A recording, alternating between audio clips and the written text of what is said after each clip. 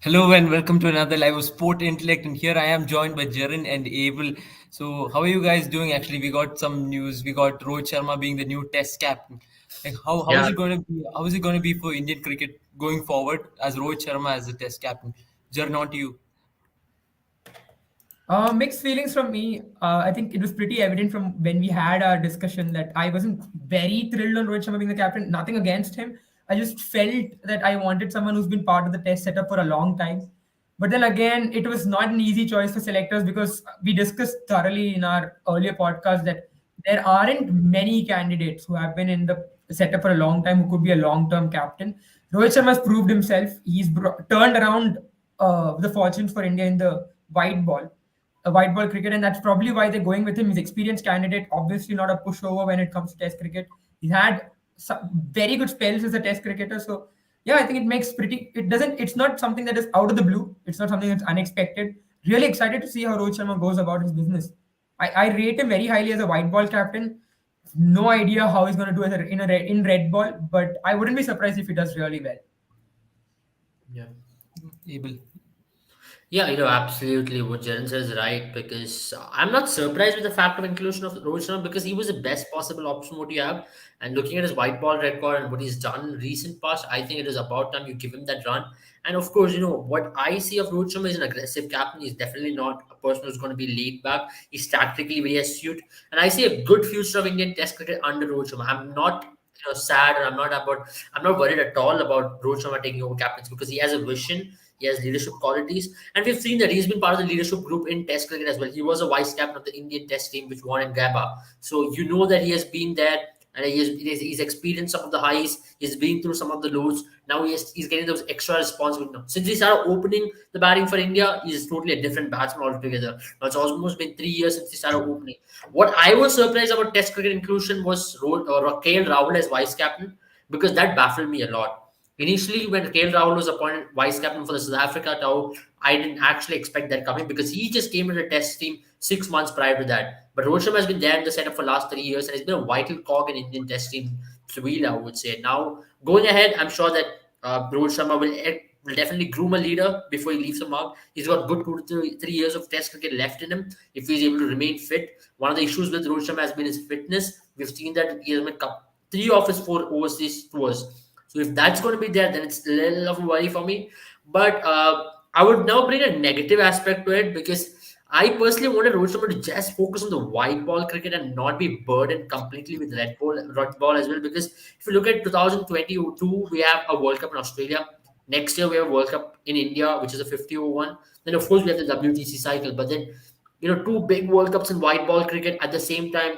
Test cricket add responsibility. It's going to definitely take a toll on a player like Rohit Sharma for sure. So I'm only concerned about that. But other than that, I'm not too worried. I'm just happy about the fact that they appointed the best man in the team.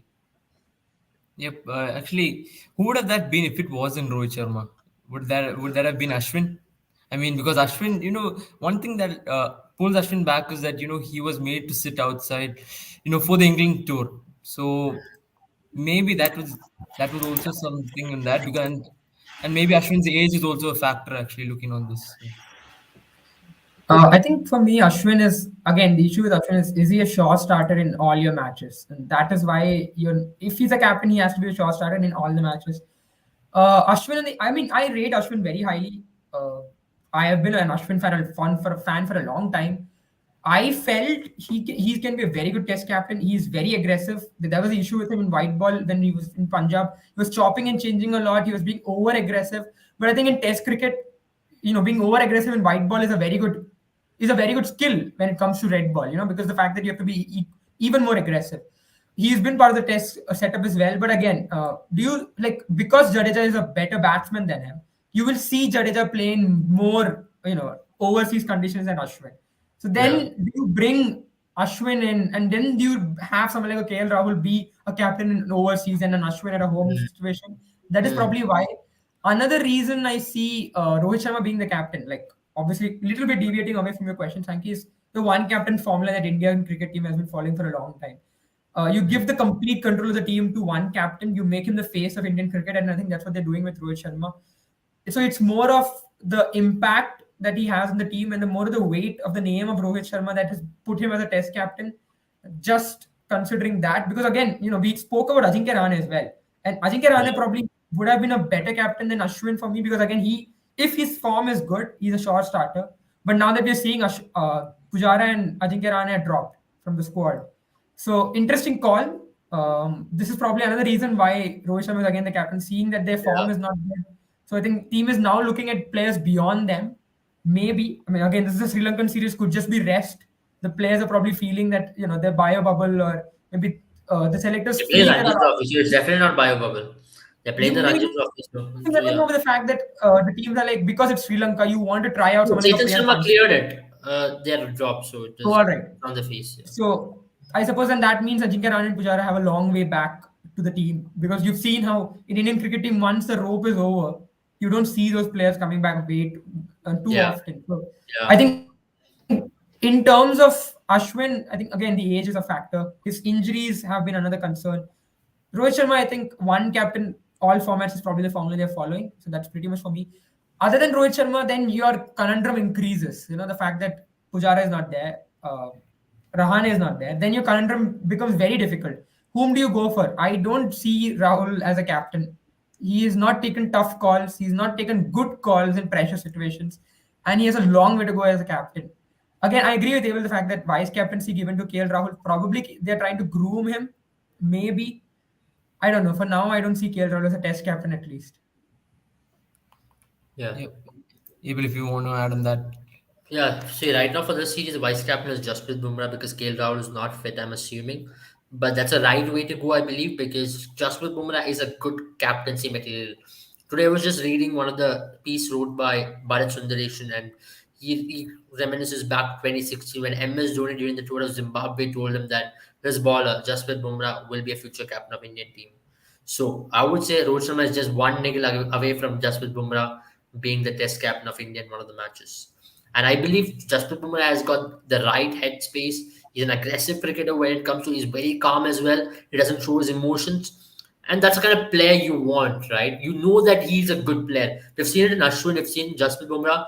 These people are thinking cricketers, and you know that they can make right decisions. So I think grooming Jasprit Bumrah is the right way ahead. Now you're seeing a fast ball like Patrick Cummins leading Australia to good glory in Ashes cricket as well.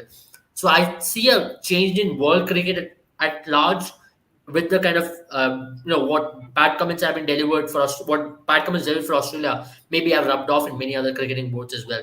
Now they'll be thinking having a fast ball is not a bad option at all. But the only thing which Indian cricket might not go for a fast bowling captain is the workload management, right? In our country, home matches especially, we don't play a fast bowler. We only play two of the fast bowlers, and we give mostly our fast bowlers a rest against smaller nations. I'm quite, against Sri Lanka, I'm quite surprised that Jasprit Bumrah plays a test match because Jasprit Bumrah before this match has only played two test matches in India, and that's something which is very surprising as well. He's played all his test matches in overseas conditions. That's one of the reasons why he doesn't stand contention of captaincy. But if I have to say, if someone who should have been given captaincy, if Rohit Sharma were the captain, it should have been Ravichandran Ashwin, rightly And so. Rohit, sorry, do you think it will, like, I'll just add to this. Do you think Yeah. Rohit Sharma sees Bumrah as the next captain rather than KL Rahul? And that is the reason why he's included in the Sri Lankan tour. Possibly yes. That's one of the reasons why. And today Chetan Sharma did mention that under Rohit Sharma's guidance, we'll be grooming future leaders.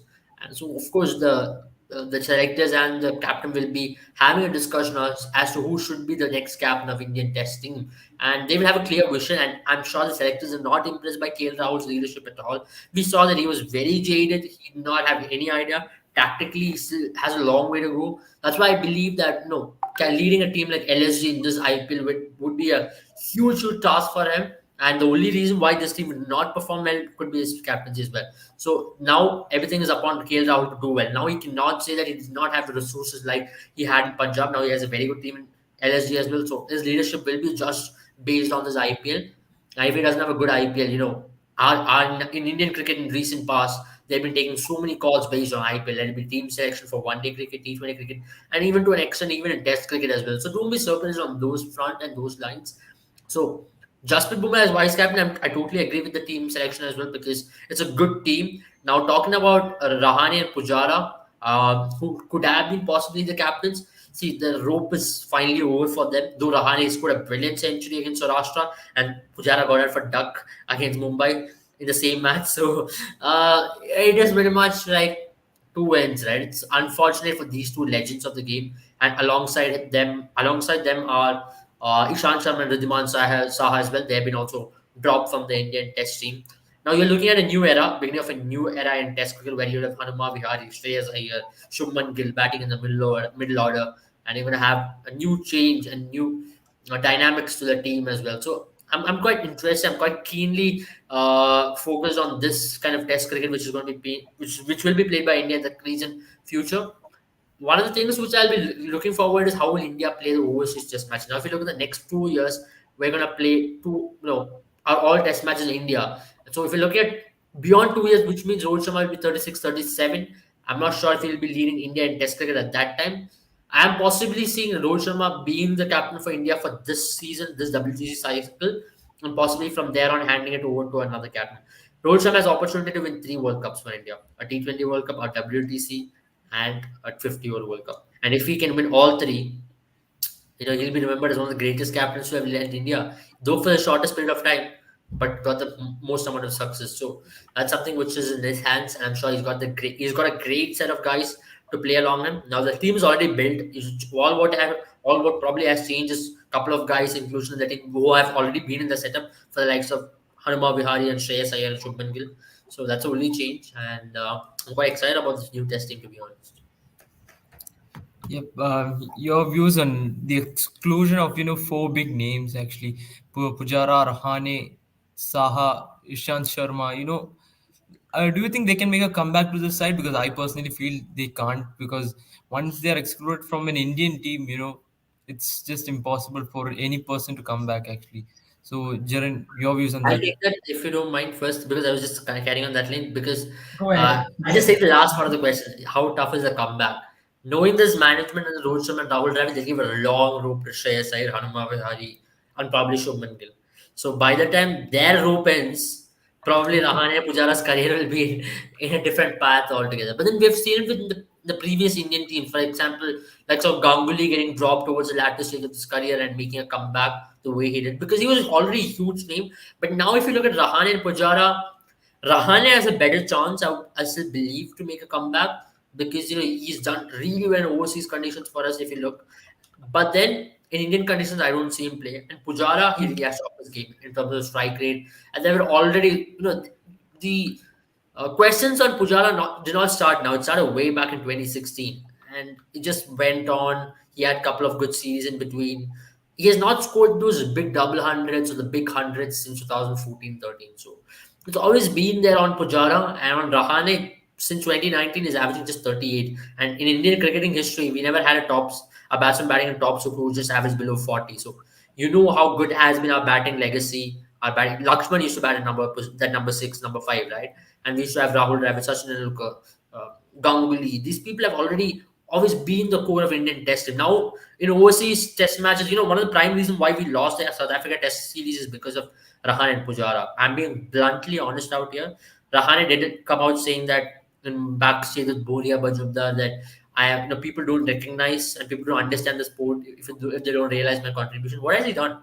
Except for the knock in Australia and Melbourne, though change probably the momentum of the series, he's not done well in that series as well. You cannot persist with the player who's just averaging 25 in Test cricket for a very long time. So if you're talking about South Africa, it was once the openers failed, the onus was on Pujara and Rahane to actually steady the ship. They did not do it. They had their opportunity in the third innings of the third Test match, and they absolutely failed. The same thing happened in WTC. It's just been carrying on for a very long time. You knew that these people cannot handle pressure. The wickets are going to tumble like anything. Now you have a good wicket keeping option of Rishabh Pant, so you need to complement him with possibly couple of good middle order batsmen. I see Shubman Gill being India's number 5 going in. Just looking at the game he's done. He's played Test cricket before, or you can either play him at number 3 because he's already been an opener.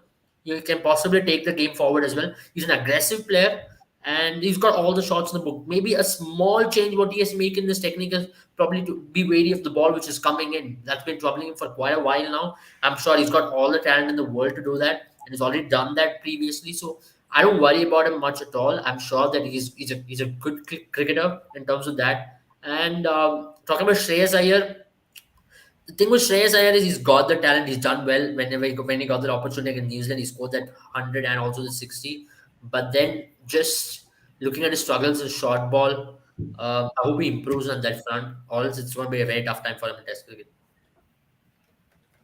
I think Evil pretty much covered most of it. He did Yeah, steal the dialogue that I was going to throw. The same thing, that the fact that by the time the rope that is available to Shreyas Iyer or Shubman Gill or even a Priyank Panchal, actually, pretty much excited yeah, to see how he does. He's yeah, been knocking down. He's pretty much obliterated that door to enter into this team. yeah, I'm very excited to see how he does. And it's great to see that BCCI is trusting someone who's not played IPL, and this is a new setup for the fact that this shows that Ranji Trophy is still, potent.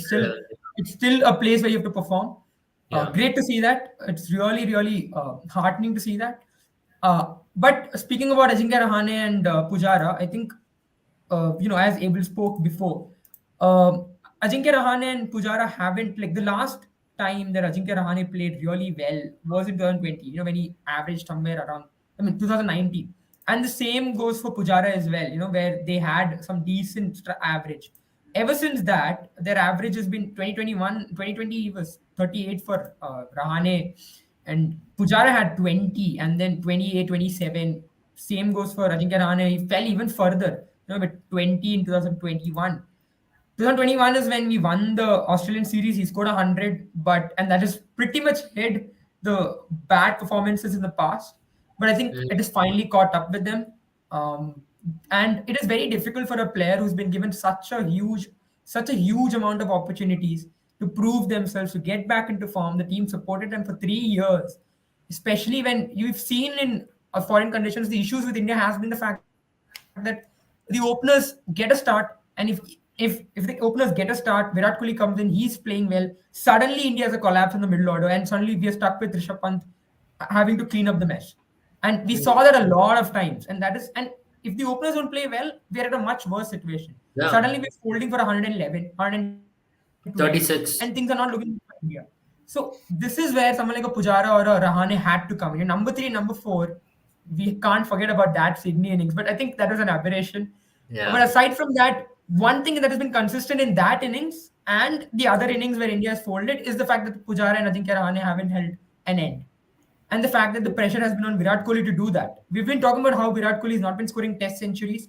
Can we Mm. actually can we actually also do the fact that Kohli has not had any support, has had to struggle for a long time to find someone on the other side. And how long can a man Kohli carry is in at probably 20 for 2, 40 for 2, Yeah, 10 for 2. Yeah. Virat Kohli is not someone who's gonna block one end. He's someone who likes to take the attack to the ballers. But how can he play his natural game when suddenly India is losing 2 to 3 wickets quickly? Right. That is something that people haven't looked into. We need to see how this goes. We need to see how, like, if you look at even the previous T20 match where Virat Kohli came up with a very good mentality. India lost a few wickets. Again, he had to go back to that conservative mentality. So I want to see how this middle order does well. And if now we'll see Virat Kohli come up with a century, hopefully. But again, Shangi, coming back to your question, I think Ishant Sharma is someone you never know because pacers get injured quickly. You might see Ishant Sharma make a comeback when people need rest with their workload. I don't Mm. see that happening for Ajinkya Rahane and Cheteshwar Pujara. Riddhiman Saha, I think his chapter is closed. I still see Pujara coming back. The reason why Riddhiman Saha was there was because when Dhoni retired and till Rishabh Pant, India did not have a keeper we could trust. Rishabh Pant was dropping a lot of catches. Rishabh Pant was not a safe pair of hands. Now Mm. he is. You remember before in the New Zealand series, we spoke about how Rishabh Pant has become lot more confident in terms of his Yeah. keeping skills, and he proved that. So now, how do you put in a Riddhiman Saha? What do you give him? You can't put him as a fielder. He is not Yeah. scoring runs for you. Then where Mm. does Riddhiman Saha actually fit in? And then you have the only way he fits in is someone who can bat with the tail. We already have that. The fact that Ashwin is. I'm not saying Ashwin is still a very good batsman with the tail, but he's not been a pushover. We have Ravindra Jadeja coming back. He's done really well with the tail. So then you don't fit Riddhiman Saha anywhere with this team, and that's why his chapter is pretty much closed. Yeah. Yeah, just talking about Vridhiman Saha, I think he's been a great servant for Indian cricket. When MS Dhoni left, he was the best keeping option. He did really well from that period of 2015 to 2018 at least. He was really good with the gloves. And he kept in some of the toughest conditions across the world. Some of the ranked turners in Sri Lanka. He's still, I would say, one of the best test keepers when it comes to glove work in the world. But then he's 38, 30, 37, 38. They're looking at Kona Bharat. It's not the ideal time for Kona Bharat as well because he failed both the innings for Anta. He just put six and he got out for a duck and first ball since his test, since him being the test keeper. But I believe he's got all the talent. He's a gutsy cricketer, as we mentioned earlier in our IPL podcast as well. I believe that no, he's the right person to take up Ridhiman Saha's job. We saw that in that second innings when India came to bowling in New Zealand when he came as substitute keeper. How well he did with the gloves. He was terrific with the gloves and people were just tuning in to watch how he keeps. That's how good a keeper Kona Bharat is. And he's an ideal replacement for someone like Ridhiman Shah. He's got age on his side, young player, and he's in a proper stage in his career as well. Now, when it comes to batting, I see a player like Sarfaraz Khan also knocking the door down very soon. He's averaging 200 in first class cricket in his last 9 innings. If you guys haven't watched Sarfaraz Khan interview, go to our YouTube, watch it. We have done with him. He's one of our own. We call him Sarfraz Bhai, and we have. I'm not getting into that position now. So yeah, Sarfraz can be very happy for him. When we discussed with him as well, his goal is to play Test cricket for India. So you see the hunger in him, and a player who likes to score big runs always gets preferred because you might score 100, but then if you're genuinely scoring 200s and 300s again and again, 275 is not a small score at all. And he scored so many big runs for Mumbai, and he's coming from that school of cricket where we have seen some of the biggest names in Indian cricket, and he's fallen in the right path. He's got great technique, and I'm sure that Sarfaraz Khan is very soon in knocking down Indian door to come into the Indian team because he had a very good A tour as well to South Africa. So I'm sure that Sarfaraz Khan is definitely going to be one of the options. They'll definitely not go. That's why Rahane's chapter is pretty much closed in my opinion. If he only possible way he can make a comeback is bat like the way how Sarfraz does. Score triple centuries, score double centuries. In Indian cricket, there was a guy called Amol Majumdar. He used to consistently score hundreds and hundreds. He used to average 50 plus in first class cricket. He was called as a first class legend. But then he never got to play for India because we had a batting order of Rahul Dravid, Sachin Tendulkar, Ganguly, and Lakshman. Where would you fit him in? It's a similar case with Dinesh Karthik and MS Dhoni, right? When MS Dhoni was there, Parthiv Patel, Dinesh Karthik, their careers were pretty much done.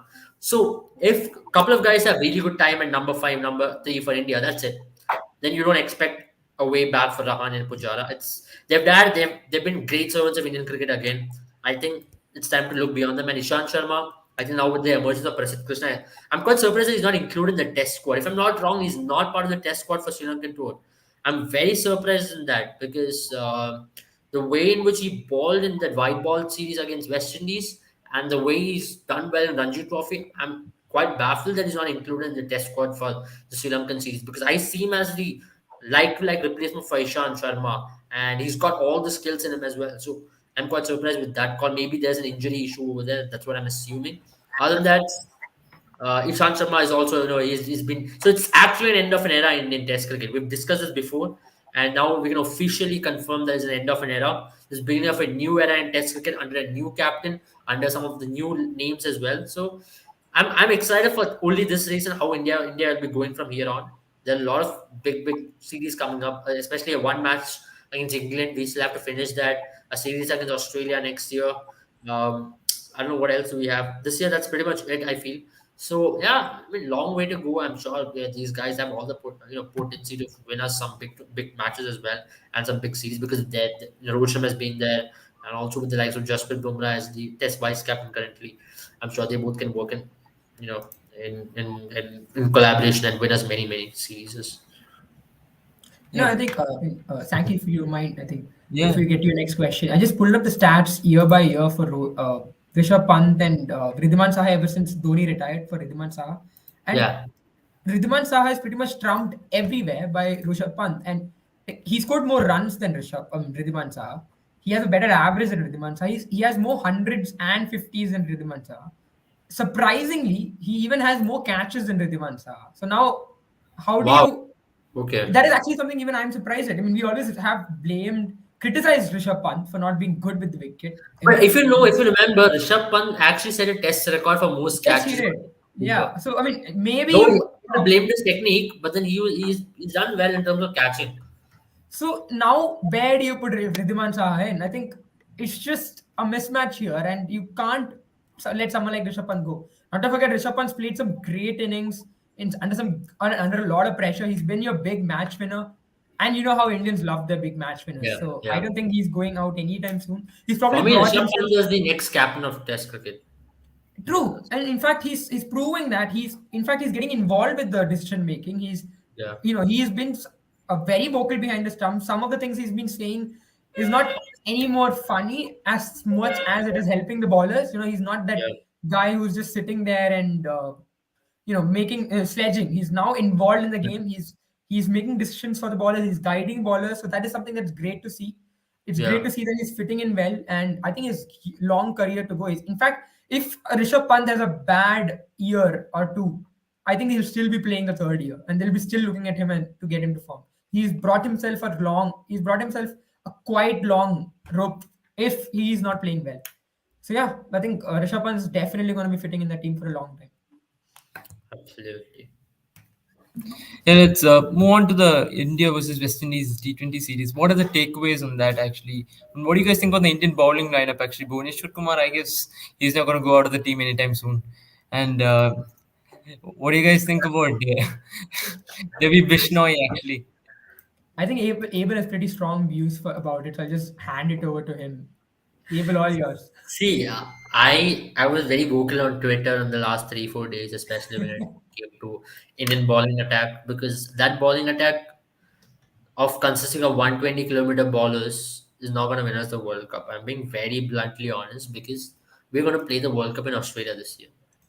Bhuvaneshwar Kumar is an experienced campaigner. Yesterday's 19th over is a sheer show of what experienced bowlers can do in T20 cricket. It was a Bravo like death bowling. Bravo is 38. And Chennai Super Kings, some of the biggest triumphs they've had, MS Dhoni trusts Bravo to finish the game off for Chennai, especially when it comes to penultimate overs and final overs. That's one of the things which I saw Bhuvaneshwar Kumar. He just using his experience, just understanding where the batsman would be preferring, especially understanding batsmen's areas, using the crease well, playing around with the wide line, and also using the pace, using the change of pace into perfection. That's why I feel Bhuvaneshwar Kumar's position, I won't question it. But when it comes to Deepak Chahar and Harshal Patel, I'm a huge fan of both of these players. I really like the way how they go about their game and what they bring to the table, because now you're looking at Deepak Chahar as an all-round cricketer, just more than the bowler, right? So he brings in a different dimension altogether. I won't really categorize him as a bowler, sole bowler. That's why I'll still give a leeway to. But then, in a bowling attack which consists of these three bowlers, I don't see that working in Australia. So now you have a Bumrah who will come in, and who's he going to replace? Probably Harshal Patel. But we would need another fast bowler as well. That's why I feel Avesh Khan or Siraj should be groomed right now, because you cannot groom them 3 matches before the World Cup, and that's not going to work. I've seen it with Deepak Chahar in Australia. If you have watched the T20 series which India played against Australia a couple of years ago, Matthew Wade and with the likes of Maxwell were really taking on Deepak Chahar, because in Australia the ball doesn't swing. And what does Deepak Chahar rely on? He relies on his swing. Once the ball doesn't swing, he becomes a one-dimensional 120 kilometers bowler, and the ball will come onto the bat like a dream. And from there on, it's going to be very tough for Deepak Chahar to even come back. And the slower balls don't even stick onto the wicket, so that also goes out of the window. In Australia, you need real pace, and you need pace who can really trouble the batsman, and also you need change of pace as well. I'm not saying that at all, but then pace should be your primary armory in your bowling attack. And what is the difference with Bhuvaneshwar Kumar? Though he's not that fast, he's still able to, probably the wicket was such that the ball was sticking on. I would really like to see Bhuvaneshwar Kumar in a pitch like Dubai, like what we saw against Pakistan, or a pitch like Australia, how he goes about it. Because can his bowling be that effective like before? I still have my doubts when it comes to that, because in a tournament like World Cup, stakes are going to be really high. Bhuvaneshwar Kumar has a couple of bad games. We don't want to repeat what happened in 2021. And I really thought Indian team would look beyond Bhuvaneshwar Kumar. But then what we saw Bhuvaneshwar Kumar yesterday was the sheer faith which the captains and team management showed in him.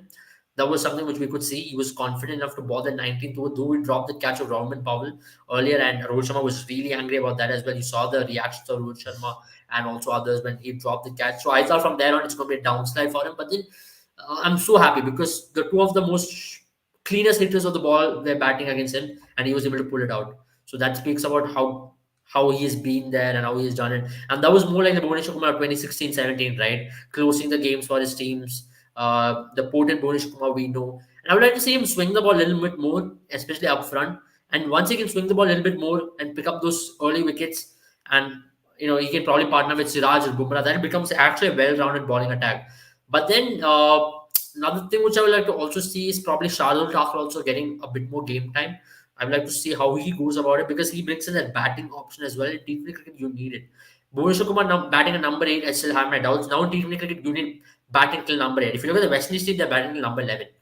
That's a huge batting order, and I'm surprised that they did not make use of the batting lineup they've got. And so yeah, and you asked about Bishnoi as well, right? Bishnoi, he's a very different bowler, and I see him as the future of Indian T20 cricket. Maybe not the one day cricket. We did discuss about bowlers still bowling defensive lines and picking up wickets, and he's one of those bowlers. He falls the category of Rashid Khan, Varun Chakravarti, these kind of bowlers who can bowl quicker through the air and also restrict the runs at the same time pick your wickets. They pick up wickets just because they're not giving away any runs because they're very tight with their lengths. And if you look at Bishnoi, he does not have a lot of variety in him. He just balls those googlies after googlies, and he's very good against left-handers. How many leg spinners in the world are good against left-handers? Very few. I would say Rashid Khan is, and probably in that category I would put now Ravi Bishnoi, because once you give a captain that leverage of where he can ball both the right-handers and left-handers, then it's usually luxury for a captain, right? You can use him anywhere in the game. You can use him to actually defend even in death overs as well, because very tough to clear him because he ball those short, flatter lengths, and it's very tough to cut him as well because his lengths are such that it by the time it comes to the by the time it goes away from the batsman, it's tough to cut him because he balls in such a length. It's very tough to cut that guy. I was looking at the stat where how many ballers were cut during the IPL in terms of cut shot percentage. He's been one of the leg spinners who's been cut the least, and I'm not surprised at all.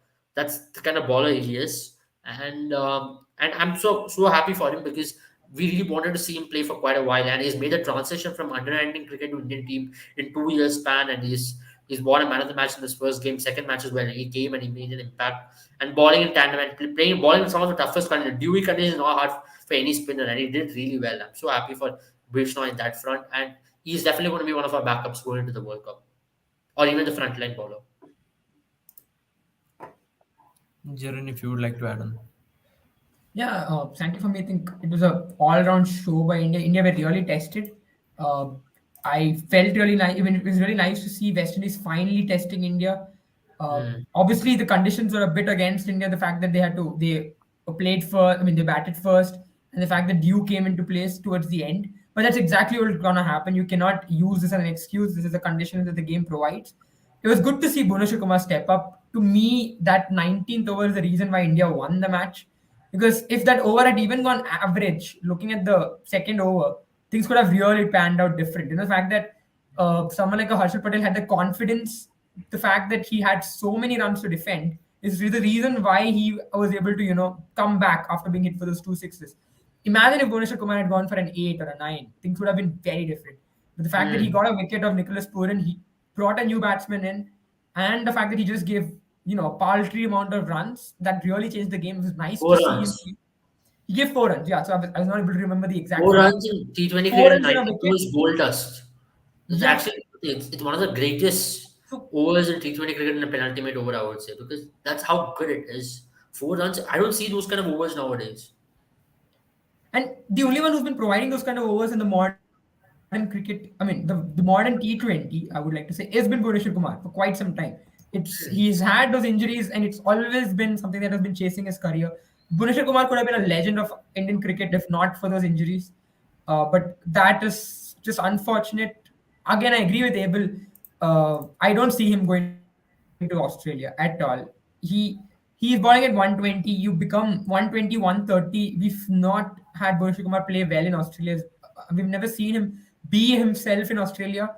Australia is going to be a very different track. You need bounce, you need that pace, you need to trouble batsmen that way because you've seen good pacers taken down by Australian batsmen. And they're not going to be Australian batsmen only. They're going to have, for example, English cricketers are going to enjoy those flat tracks.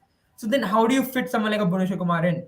I don't see that happening. I think probably they went with a team which was suited for Eden Gardens. They wanted a win under the belt, the new leadership.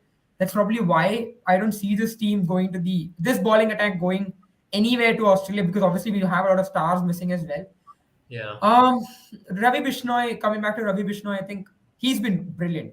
It's good to see a youngster thrown into an international cricket, taking it to like fish to water. Obviously, he's faced a lot of these players in the IPL, and that kind of experience shows. He's someone who is quicker to the air. He's not one of those leg spinners who has that matchup issues, as Abel mentioned, because of the fact that his googly is so potent. And we saw that in the game again. Over after over, he put the pressure, he put a chokehold on the batsman. Again, that is not something you see with leg spinners. Someone like Chahal, for example, goes for quite a bit of runs for the wickets that he gets. But Ravi Bishnoi is playing well. He's restricting batsmen.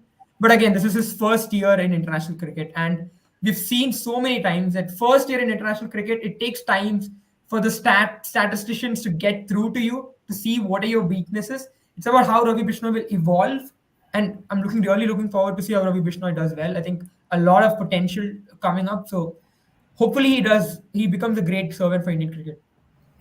Yeah, actually, I would like to know something about you guys. Like, what are your views on tri-series cricket returning? Actually, three nations coming back playing cricket together. Like, you've seen that India has done with Sri Lanka, Australia. You remember that 2012, and many other series like that. So, like, why can't it return back like to international cricket? Tri-series returning. We don't see many of them playing it right now. I think not having tri-series and quadrangle series could be one of the major reasons why India have been not able to do well in knockout cricket, especially when it comes to World Cup semi-finals, World Cup finals. Because in tri-series and in one of those quadrangle series, you play those knockout games, right? And you are in a final-like situation. You're under almost similar kind of pressure, a multi-nation tournament. You're playing as different teams in a same series. But those things really did work for India. If you're talking about 2002 NatWest series, we still do remember, for what Ganguly was able to achieve against in a tri-series. I remember one of those. I think it was a Hero Cup back. You remember one of those greatest overs ball, but Sachin Tendulkar. And I remember those tri-series played in Pakistan against Pakistan, Australia, back in Sharjah in Middle East. There was a huge concept of tri-series in the 90s. And 2008, we consider to be one of the greatest wins in Indian ODI cricket is the CB series, right? Where he defeated a good Australian side with a young team, and that team went on to win the World Cup 3 years later as well. So tri-series did help Indian cricket in many ways, and I think that's a concept which should be brought back in world cricket, to be honest, because nowadays we don't see it. Once you have tri-series, you'll get more action, I would say, from different ways, because you're going to see different nations coming and playing at the same time. The pressure of the game is going to be much more intense. And when it comes to market as well, it's definitely going to sell a lot of tickets. I don't know why the broadcasters and also the managers are not thinking about the market it really holds. You can actually, if you promote it in the right way, it's actually a good market. Though you might say one of the games your home team is not going to play, but why not you keep it in a neutral venue? Some of these teams, some of the matches can be kept in a neutral venue, or you can keep changing it. If I'm not wrong, Ramesh Raja recently went to ICC and asked for a collaboration for a super series with India's Pakistan, Australia, and England. But I don't think that's going to go through.